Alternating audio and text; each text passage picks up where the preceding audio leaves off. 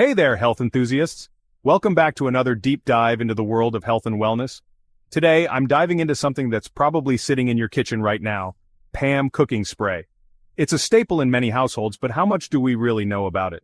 Is it as harmless as it seems, or is it hiding some toxic secrets? Let's uncover the truth together. Let's break it down. We often overlook the ingredients in everyday products, but it's crucial to know what we're consuming. First off, let's talk about what's inside that can. You might be surprised. PAM. Cooking spray typically contains a mix of oils, emulsifiers, and propellants. Sounds pretty standard, right? But there's more to it than meets the eye. But here's where things get interesting. These ingredients, while common, have some hidden risks. One of the main concerns is the propellant, usually a blend of butane, isobutane, and propane. These are the same chemicals used in lighters and camping gas canisters. Yes, the same stuff used in lighters. Imagine inhaling that every time you cook. Now, you might be thinking, but I only use a little bit.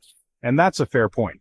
True, but studies suggest that even small amounts of these chemicals can accumulate in your body over time. This accumulation can lead to health issues down the line. And let's not forget about the potential inhalation risk when you spray it, especially in a confined kitchen space. Breathing in these chemicals can be harmful. And what about the oils? The type of oil used can also make a big difference.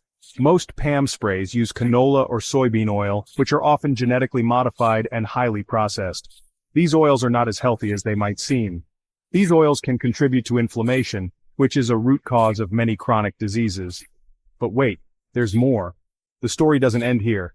Emulsifiers like lecithin, which keep the oil and water from separating, can also be problematic. They are not as benign as they appear. They've been linked to gut issues and even metabolic syndrome. These are serious health concerns that shouldn't be ignored. Okay, so what's the takeaway here? Should we be worried about every spray? Should you toss that can of PAM in the trash right now?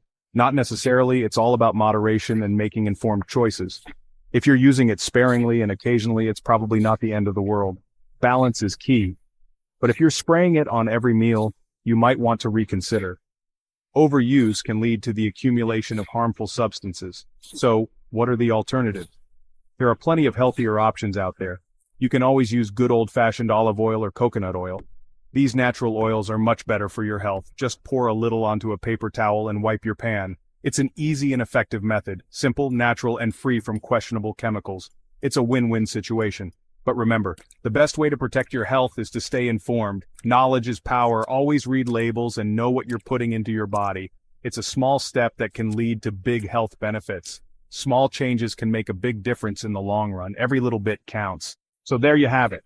Your go-to guide on whether PAM Cooking Spray is toxic or not. Your go-to guide on whether PAM Cooking Spray is toxic. Make informed choices for a healthier life. If you found this video helpful, hit that like button and subscribe for more health tips. Your support means a lot. And let me know in the comments, do you use PAM or do you have a favorite alternative? I'd love to hear your thoughts. Stay healthy, stay informed, and I'll catch you in the next one. Take care, everyone.